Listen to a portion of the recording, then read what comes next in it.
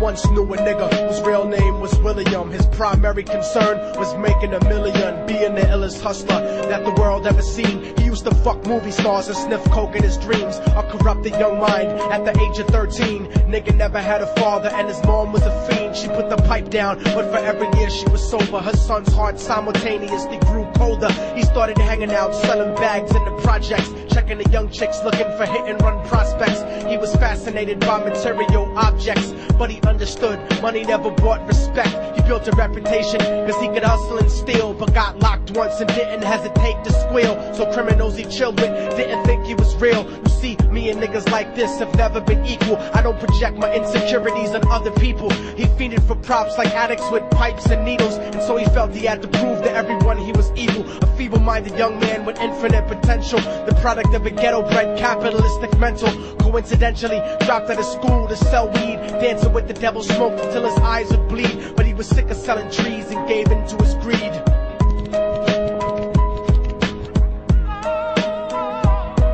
Everyone trying to be tripe never faced the consequences. You probably only did a month for minor offenses. Ask a nigga doing life if he had another chance. But then again, there's always the wicked that knew in advance. Dance forever with the devil on a cold cell block. But that's what happens when you rape, murder, and sell rock. Devils used to be gods, angels that fell from the top. There's no diversity because we're burning in the melting pot.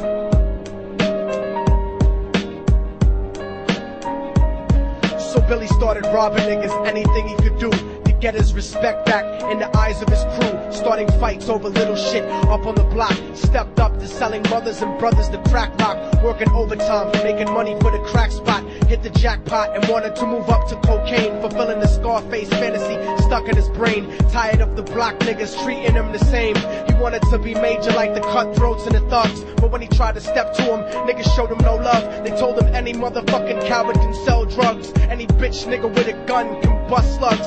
Any nigga with a red shirt can front like a blood. Even Puffy smoked the motherfucker up in the club. But only a real thug can stab someone till they die. Standing in front of them, staring straight into their eyes, Billy realized that these men were well guarded, and they wanted to test him before business started. Suggested raping a bitch to prove he was cold-hearted. So now he had a choice between going back to his life or making money with made men. Up in the sight, his dreams about cars and ice made him agree a hardcore nigga is all he ever wanted to be. And so he met them Friday night at 2:45.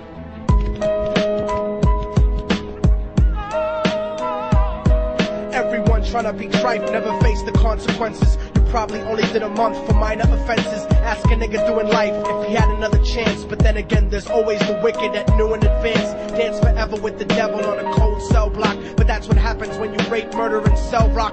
Devils used to be gods, angels that fell from the top. There's no diversity because we're burning in the melting pot.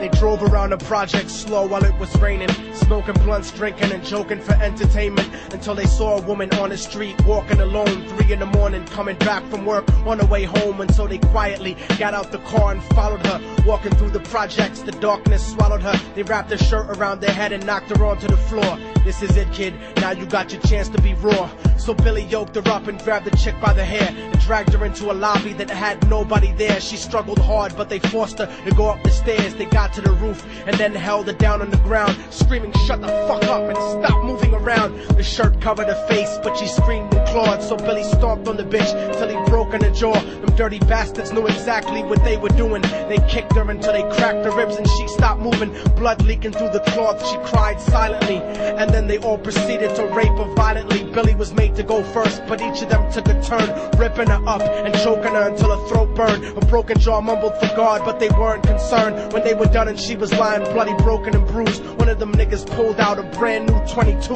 They told him that she was a witness for what she'd gone through, and if he killed her, he was guaranteed a spot in the crew. He thought about it for a minute, she was practically dead, and so he leaned over and put the gun right to her head.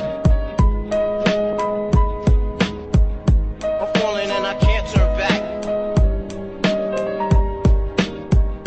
I'm falling and I can't turn back. Right before he pulled the trigger and ended her life, he thought about the cocaine with the platinum and ice, and he felt strong standing along with his new brothers. Cocked the gat to her head and pulled back the shirt cover, but what he saw made him start to cringe and stutter, cause he was staring into the eyes of his own mother. She looked back at him and cried cause he had forsaken her. She cried more painfully, and when they were raping her, his whole world stopped. He couldn't even contemplate. His corruption had successfully changed his fate, and he remembered how his mom used to come home late, working hard for nothing, cause now what was he worth? He turned away from the woman that had once given him birth, and crying out to the sky cause he was lonely and scared, but only the devil responded cause God wasn't there. And right then he knew what it was to be empty and cold, and so he jumped off the roof and died with no soul. They say death takes you to a better place, but I doubt it. After that they killed his mother and never spoke about it. And listen, cause the story that I'm telling is true, cause I was there with Billy Jacobs and I raped his mom too. And now the devil follows me